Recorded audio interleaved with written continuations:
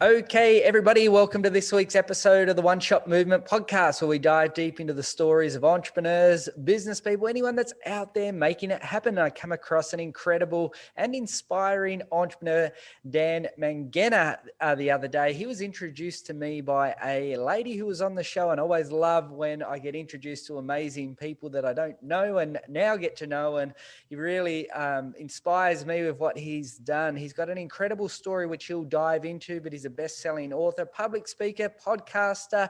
He's got coaching programs, runs events. He's doing amazing things. He's born and raised in London, and from then to now living in Mexico. He might even share a bit about that in his story as well, but he's got an incredible story to share. So welcome to the show, Dan. Hey. Thanks for having me, buddy. It's really cool because obviously we had you recorded on mine the other day, and now we're doing the swap back. It's always really interesting to knock it back the other way. Yeah, absolutely. And yeah, I really connected with you when we first met, and I have been on your show as well. But yeah, I'd love the audience to get to know Dan and your story, your ups, your downs, highs, lows. Yeah, just go spend a few minutes sharing your story. Sure thing. Well, hi everyone, I'm Daniel, Dan. I'll tell you a secret. Two of my sisters call me Donut. I'm really indifferent as to which of the ones we go for. But, I get to live in Cabo in Mexico. The whole ethos here is there are no bad days. It rains 12 days a year. It's pretty darn cool. I get to see the ocean. I'm looking at it right now. It's a pretty cool life. But like you said, there are very rarely any narratives that go in a straight line and everything's really smooth. My bumps include making and losing £2 multi-million-pound fortunes by the age of 24, getting diagnosed with Asbergers, clawing my way back from suicidal depression to rebuild the life that I do now. And, the one thing that's become really evident for me is that it would be nice to have made it through, to live the life that I do now without the bumps and bruises. And I don't believe that you have to have bumps and bruises or that there isn't another way. But I do believe that everybody who makes it through those bumps and bruises are the people that actually make it and actually get to do something brilliant. Because there are people that have made it that it's been smooth. There are people that had a bit of a bump and they went the other way. There are people that face down suicide like I did and they took a different choice. There are people that lose their first fortune and they go off and get a job at McDonald's. There are people that lose it a lot more times than I did and they keep going. But ultimately, what it comes down to is, I feel, being more deeply committed to being the greatest version of yourself, taking that one shot every time that you get it right, than giving up in the face of the challenges that we come across on our journey.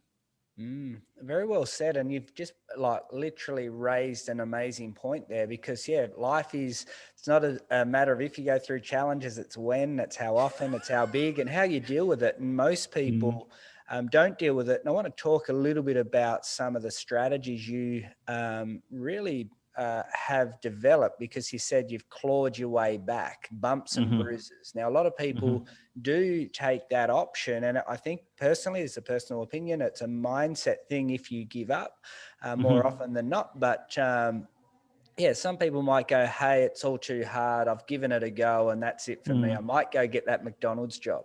What are some of the keys to getting off the floor? You've made millions, lost millions. You've been diagnosed with let's call it a health challenge, bumps and bruises along the way.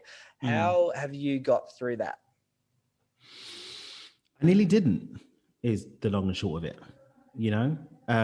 I know for a fact that when I faced down suicide, the only reason why I made the choice that I did was because of my Asperger's, because of how my brain thinks. I don't make impulsive decisions. I literally don't have the wiring for it. So when I faced that choice, I actually was like, do you know what? I don't want to fail at this. So I'm going to sort of work out how to get it done properly. And that created the space for me to make another choice. It was a fluke, in all honesty. But that fluke gave me the opportunity to accidentally do what really led to me choosing life, which is to reprogram myself. Because I went off to work out. I mean, great success comes with strategy, right? Some people fluke it, but generally it's strategy that gets you there. And my strategy worked up to a point, but it hadn't worked, right? So I wanted to work out what was wrong with what I was doing. but I wanted to work out what was wrong with what I was doing so I could successfully commit suicide. That was initially my intention. It wasn't, let me dust myself off and go and try again. It's let me dust myself off so I don't look messy in my coffin, is really what was going on. But in that process of spending time reading books, studying the lives of people who are successful, looking at the lives of people who've come back from dark places, really to understand what was wrong, I accidentally reprogrammed myself for success. And what that taught me was a key thing, which goes to the point of mindset that you made, buddy. It's that our thoughts, choices, which, you know, it is linked in with our emotional state and linked in with our habits and behaviors that leads to our results, they really come down to our inputs. And there are far too many people who claim that they want to have a successful business, but the conversations that they're having aren't with successful people or about successful things. They're still talking about small things like gossip, right? They're not spending time filling their mind with inspiration and ideas about how they could be successful. They're watching Netflix and eating Cheetos. And there's nothing wrong with having a bit of downtime and watching some Netflix, but we've got to look at the balance of what our inputs are. If I'm saying I want to claim success, am I embodying that with how I'm showing up every day? And that's going to come ultimately from what's going on inside of us. And that's going to come from our inputs. And we have a choice about that. I took up that choice with a different intention, but what it actually showed me was a person who has no interest at all in choosing life can end up completely reprogramming themselves to not only want to live life, but live it abundantly, purely based on the fact that I positively polluted my mind with uplifting inputs over a long time. Yeah. And I was having a conversation with someone the other day, and, you know, she was actually on my podcast, and the conversation was quite profound and totally resonated with the message. And I was asking her about the journey of entrepreneurship, and, you know, people like, I think it was year 14 for me, it was my first 7-figure year.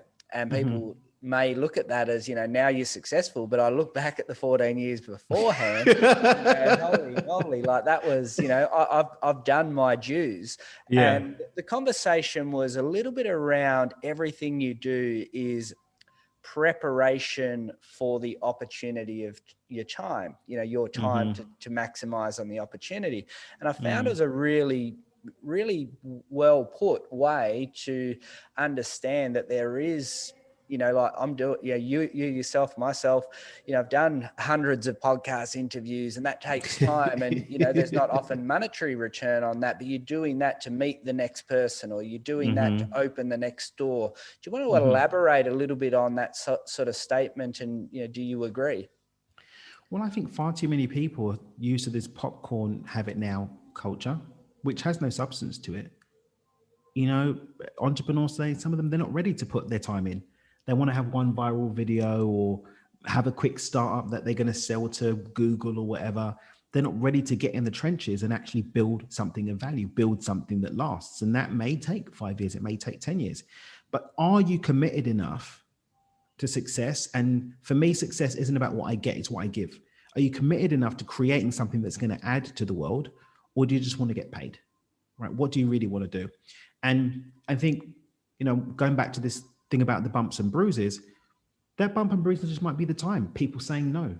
You know, 12 people listened to my first podcast. Now people want to be on the podcast, you know, but that wasn't like an overnight thing.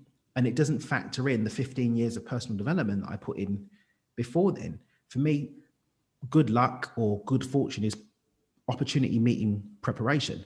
And that preparation is happening every day. And part of that preparation is being ready to put the time in to have that 14 years of bumps and bruises, to have that 14 years of no's before you get to that 7-figure year or that 6-figure year, before you turn a profit for some people. But if you are committed, and again, success is what I'm giving, not what I'm getting. If you're committed to success, then you'll be able to follow through, keep going, work that job if you have to. When my last 7-figure business, I was working in a call center, buddy, from 1:30 in the afternoon till 8:30 at night, doing the same 7-minute customer service call for Volkswagen dealership customers over and over and over again, getting up in the morning, looking for clients, finding new relationships and getting ready to do it, going to the gym and going to work again and doing that mind-numbing job over and over and over again, because I was ready to do what it took in order to bring my value to the world. A few years later, we're doing $100,000 a month, but it took time and it took being committed to success. Absolutely. And yeah, just to share a story to sort of, I guess, reiterate what you're talking about there. When I had 5 fitness clubs, I was getting up at 10 to 5 in the morning, getting home at 8 o'clock at night. But I wanted to transition out of that and make money online. And, then I would start my online hustle at 8 o'clock at night till I fell asleep and back up at 5. And I did that for years and years and years. So I'm not trying to turn people away from actually going on that journey, because it's highly valuable. But I want to touch on another point. And you mentioned you've been investing a whole lot of time and effort, and you've turned over a lot of money in the last month or so, well over a 6-figure income, and you're redeploying all that money and reinvesting back in to get your message more amplified. Do you want to use that as an example of the type of thing that you're prepared to do to get your message to the world? Yeah, I mean, look, first and foremost, I pay myself a salary. I could probably ball out a lot more, but I pay myself a salary that makes sure that the kids have got what they need. We've got a lovely home over our heads. We eat out and we live well. But the bulk goes back into making sure that, can we get into more ads? Can I hire more team members, which is what we've been doing this year. We're doing a big launch to get another one of our messages out to the world more properly, bringing in more people to work on the marketing to make sure that our message is getting out, continuing to invest back into the business, because again, I'm not interested in a one night stand with success. I want a long-term relationship, a good solid marriage with success. And that means investing in it. Again, going back to this popcorn thing, people want to, they'll do one launch. They won't even really deliver the services to their clients. They go and take their money. They go and, they go to Vegas or they go to Miami. And then what? You're going to have to come back to the trough and, and do it all again. The whole churn and burn mentality versus investing in the relationships with your customers, investing with those clients and making sure that you're serving them at the highest level, making sure that you're continuing to make sure that you've got the support team that's going to empower you to be able to keep serving them and new clients at the highest level. And that takes investment. And again, it takes commitment to success from the perspective of giving, not what we're getting, I think, anyway. And your power message to the world, and where you bring all your value around your speaking, masterminds, coaches, events, free content, free value, is around consciously choosing abundance and, that whole consciously choosing. Do you want to elaborate on that and sort of like help inspire people to live a life of abundance and passion and purpose, etc.? Sure thing. So, I mean, people that are in, for example, spirituality, mindfulness, maybe the more woo-woo side of things, a lot of them crap on the idea of having financial abundance. But when you look at the reality that we live in, the most easy method of exchange is money. So the choices that I have and how I'm able to express myself in the world is most easily achieved through money. It's just a tool. But we get all these stories and narratives around it that give us this icky relationship to it, versus taking this tool and stepping into what I call our inherent, natural, God-given, born right to have abundance. If you look at nature, there is nowhere in nature that you see lack or lack of abundance until humans get involved. So the natural state of the universe is overflow because it's always growing. That's what it is. So I'm really all about inspiring people to step into that natural state and to make it a conscious choice, not something we bimble into or something that maybe happens or might happen, cross my fingers. No, make the choice to show up every day, choosing to claim my natural state of abundance through what I'm feeling, what I'm thinking, what I'm doing, whether I'm adding to the world, whatever it is. Abundance is our natural state. It's our birthright, I believe. And I'm all about empowering people to do that on a conscious basis. Yeah, and some of the, I guess, products or services you've done, you've got a podcast. You've also published a number of books, a best-selling book. You've got a book called The Money Game, The Dreamers Manifest, Stepping Beyond Intention. So do you want to just explain, where did all that start? Like, I've published one book. I've got a few ideas around book 2 and 3. But yeah, do you want to talk about how you wanted to become an author and a bit about each of your books? So Stepping Beyond Intention should have been my first book. I was actually working on that for 8 or 9 years before I was able to get it out into the world, because I think it wasn't really where I wanted it to be. And it was my story, you know, beyond intention, my model that I created, it talks about that, where it came from. I had a lot of emotional tie up in the book. And so it was quite tricky for me to create it in a way that I was a bit detached from. So what I actually did, the first book that I published was just to get over myself and just get a book out. So my first book is called From Time to Time. And I just said, well, what's something I can just write about and get out there in order to just pop my cherry? And so I took my time management strategy and I wrote a book about it. And so I put that out. So that was my first book. And I was like, oh, this isn't so challenging, but the book wasn't ready yet. But I said, I want to keep the momentum. So my catchphrase is dream with your eyes open. Obviously, I'm Dreamer CEO. My company's Dreamer HQ. My website's Dream with Dan. I'm all about dreaming with your eyes open, which is, again, bringing that consciousness to what we're doing. And so I was like, oh, well, dream with your eyes open. There's a lot to that. Maybe I'll write a manifesto about my ideas about what it is and just give something written to motivate people. So the Dreamer's Manifesto is just an inspirational book, very short, just to kind of get you motivated about living that one-shot life, you know, really going for it and doing all that we're here to do.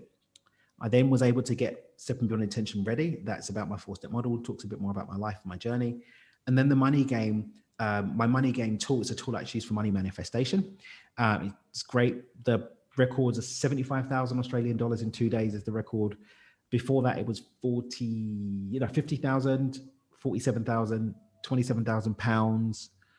We've got a lot of 20s and 30s or whatever that people do when we do the challenge. And so I thought, well, the challenge does well. It's not a pipe dream now because we've got real live results of this actually working for people. So I wrote a book that breaks down how to play the money game, how to use the tool, where it came from, why it works, how it works, how to apply it in your business so you can get more clients, how to apply it in your relationships so you can have more love, health, and so on and so forth. So that was my last book, The Money Game. And that book there, that was your best-selling book? No, my best-selling book was Stepping Beyond Intention. We didn't actually really promote the money game, but I've just done a re-edit of Stepping Beyond Intention. We've got a new book cover. We're going to be re-putting those books out. So I'm fairly confident we'll get the money game out to bestseller as well, but we're focusing on getting Stepping Beyond Intention out because we want to have because we sold a few thousand and got the Amazon bestseller, but I want to get like a Wall Street Journal or a USA Today bestseller. So that's my intention for that book. So would you say the money game is it would you call it a strategy or would you Definitely call it strategy? It's a strategy. It's a strategy. And again, Stepping Beyond Intention is a longer book. It's like, I don't know, 33,000 words. So like a real book. The other ones are much shorter. You can get them knocked out in an hour and a half or something like that and get what you need from them. The money game, you can read it in an hour and a half. And then it's just about playing the game. It's got the actual instructions and there's like the chart that you can use to track your progress and all that kind of good stuff. Cool. Just in regards to the dreaming, that's certainly one of the chapters in my book. You've got one shot is about dreaming and keeping the dream alive, because a lot of people go through, say, life and the journey of life. I want to just ask you a question around that for a second.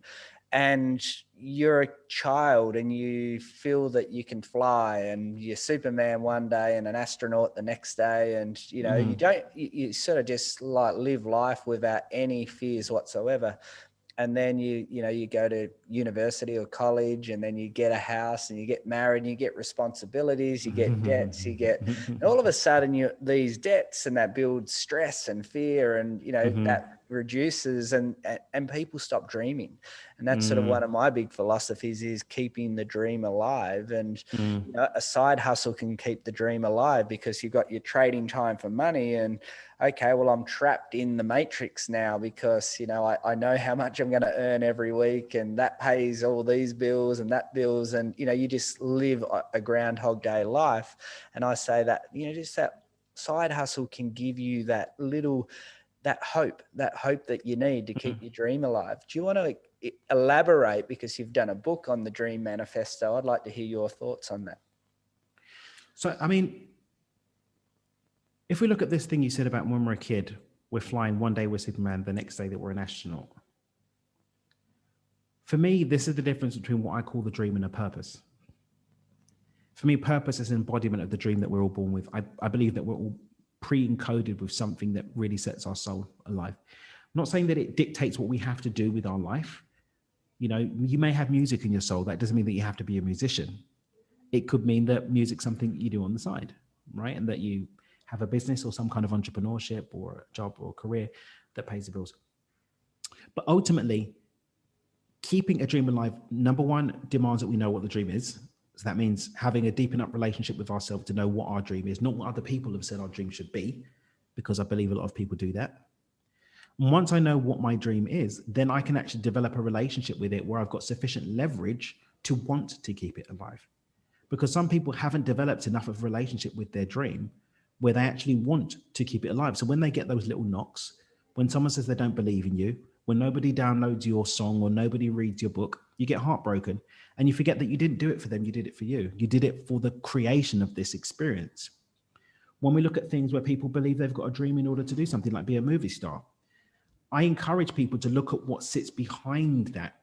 Is it that you want to be a movie star or you want to make people smile? You want to make them happy? You don't need to be a movie star to do that. You can do that every day.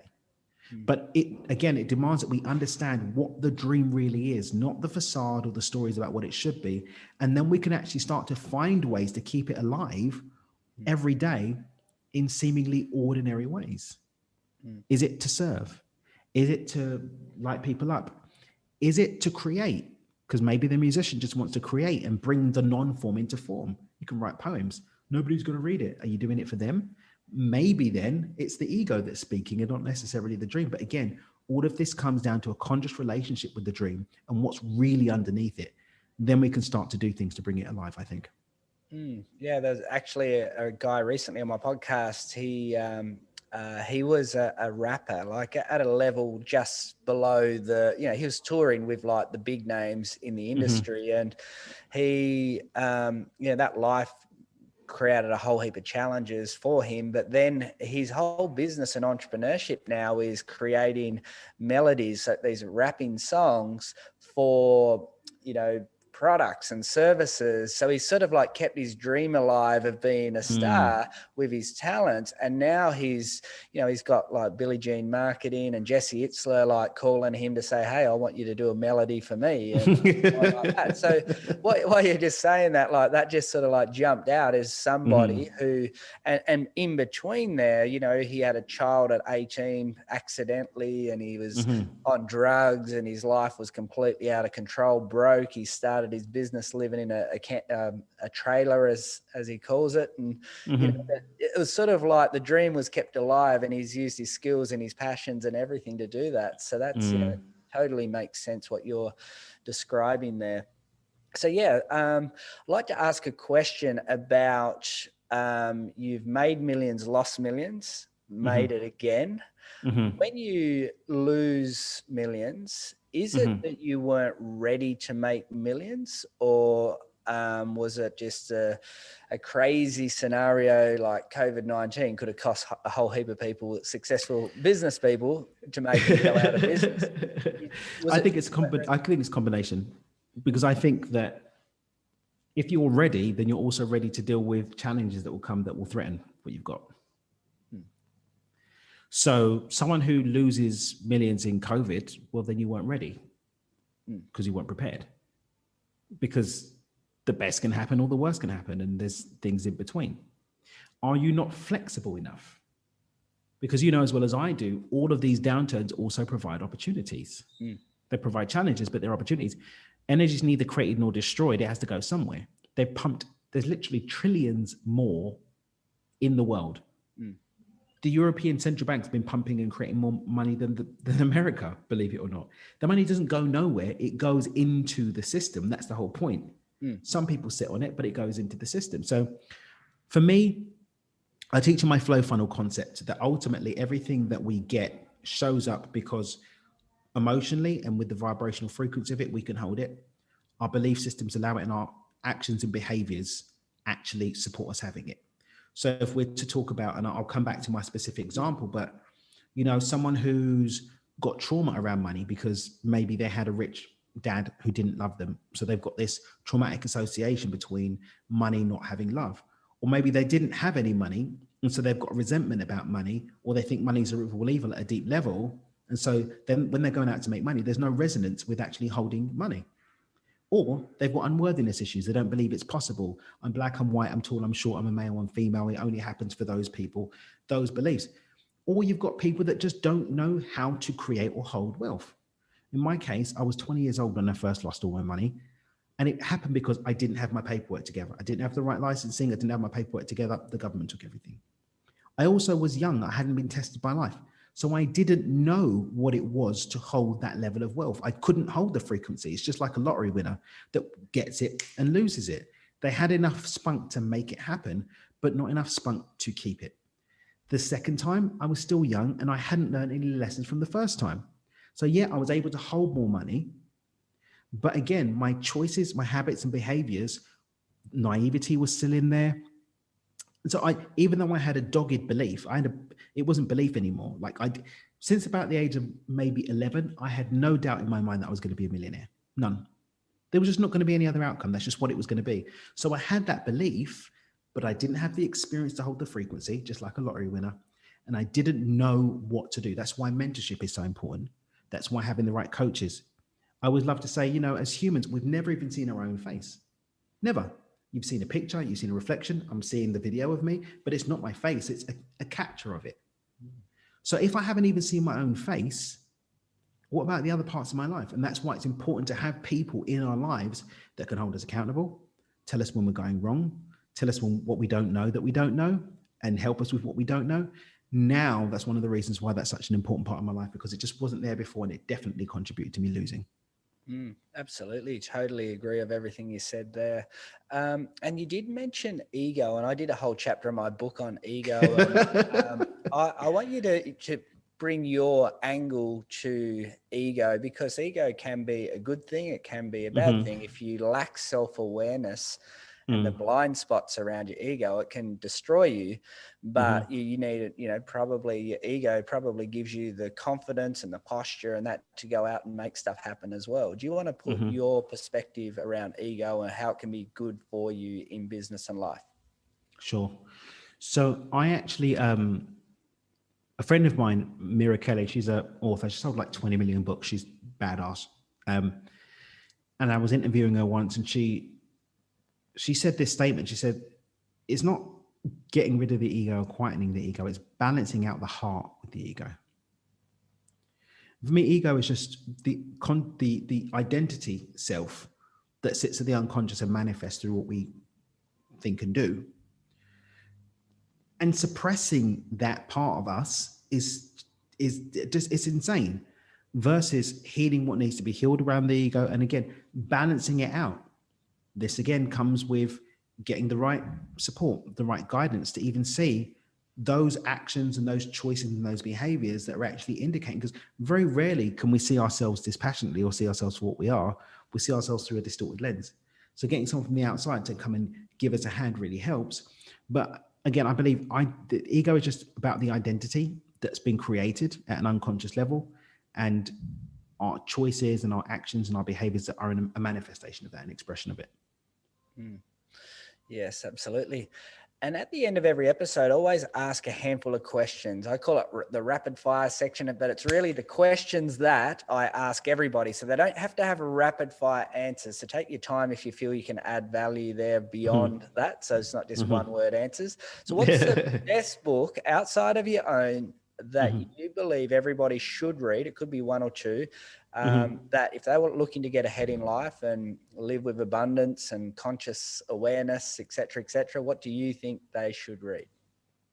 So I've actually got 5 books that I live by, and I challenge those 5 books all the time. I actually did a series of these just recently, a series of videos on these. But those 5 books cover the 5 areas that are most important to me. So they are being a dad and a husband, so my family relationships, financial freedom and abundance, how I show up in my life, so being proud of myself, my mission and purpose, and then consciousness and expansion. So my answer to that would be for people that are listening to this to identify what are the 1 or 2 areas that are most important to you, and then what book actually reflects how you want to show up in that. I would say financial abundance in a healthy way is a big one that everyone should really kind of take care of, only because it creates more choice, more freedom. If you're financially abundant, you've got more time, you've got more energy, you've got more mental peace to go and pursue your health, to go and pursue deeper and loving relationships with your family. But if you're stressed because you can't pay the bills, you can't pay the rent, this can't be, how are you even going to be in a position to take care of anything else? And for me, the book that I love when it comes to financial abundance is The Science of Getting Rich by Wallace D. Wattles. It's practical, but very philosophical. And it also honors the fact that there are two different ways to make money, what he calls a competitive plane, the kill or be killed, cutthroat way, and the creative plane, which is the more abundant, coherent way. So it doesn't pretend that there is only one way to make money, but it does actually encourage you to do the more expansive way and shows you why it's better. So that's what I would say, The Science of Getting Rich. Mm. And what about the best advice you've ever received? So there's a meme that I saw once, right? And in it, there's this guy looking up at the heavens and he says, God, save me from my haters. And the other side is, you know, that Michelangelo thing of like God pointing down and said, dude, nobody's thinking about you. One of the biggest pieces of advice that I ever got was to not be so concerned that everybody else is really talking about you or thinking about you. Most people are really concerned with themselves, and the people that aren't and are actually talking about you probably got nothing going on in their life anyway and aren't even worth your consideration. So don't make choices based on what other people may or may not be thinking or saying or doing. And don't start living your life based on what you think other people are saying or doing. Live it on your terms because you've only got one shot. Absolutely. And what about on the flip side, the worst bit of advice or just something you absolutely totally disagree with? Like it could be hustle harder, you know, like that could be the thing you totally disagree with. I think one of the most ridiculous pieces of advice I ever got was when someone told me to like stop being so intentional and just let everything happen the way it's supposed to happen. Now, one of my top 5 books is The Surrender Experiment by Michael Singer. I'm all about surrender, but the surrender has to be met with intentionality. Otherwise, what on earth are you surrendering to? If I'm not consciously stepping into the plate, I'm just letting my unconscious programs run the show. So that's one of the most ridiculous. That particular friend of mine, we have Barney's about this all the time because they're like, no, surrender, surrender, surrender, blah, blah, blah. I don't need intentions and da, da, da. Like my soul knows the answer. Your soul isn't a tyrant. It goes based on what you choose, whether it's consciously or unconsciously. So step up to the plate, quit being a punk and actually be responsible for your own life. Absolutely. A good friend of mine, his name's Jack Delos, actually forwarded my book. He actually, similar sort of advice. And it was, you know, if somebody is like, you know, basically a Buddhist monk, the worst bit of advice you could give them is to surrender and, you know, just let it all flow and happen. And, yeah, that's probably good advice to the hustle harder person, like, you know, just like take a chill pill. But everyone is like, you know, snowflakes are all different. So, Exactly. yeah, that's really good advice. What about the idea and, you know, my whole idea and what I've found happen to me in life over my 20-year journey in business is if you can be that top 10%, that top 5%, that top 1% of your niche, you know, you've, you know, become that expert, that, you know, that person, that go-to person, more opportunities come your way. Do you agree with being, you know, striving to be that 1%er to create more opportunities?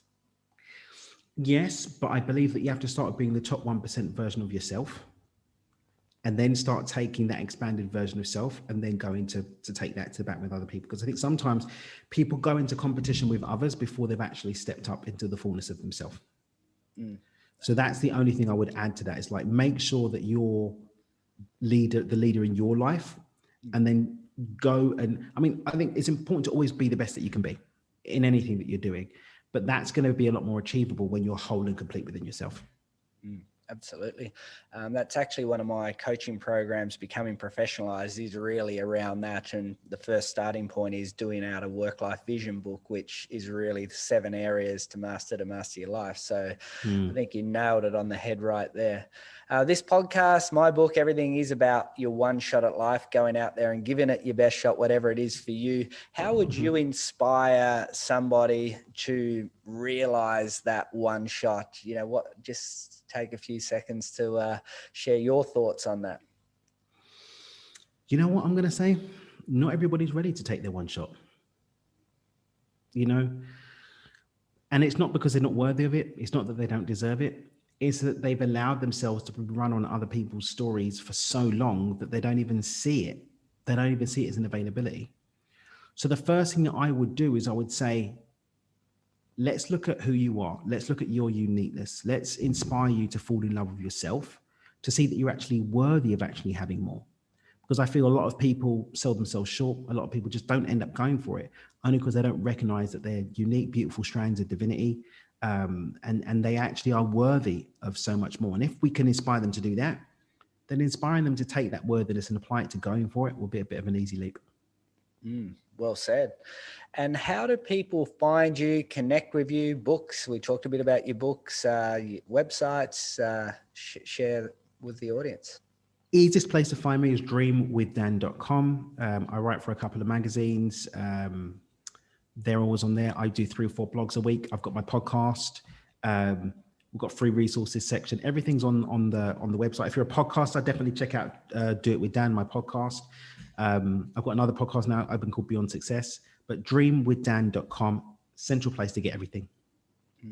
And from me, I want to thank you for jumping on. It's been a profound episode, a lot of perspective and a lot of real deep below the surface wisdom coming out from you today. So I want to thank you for jumping on the One Shot Movement podcast. Wow, thanks for having me. I really appreciate it.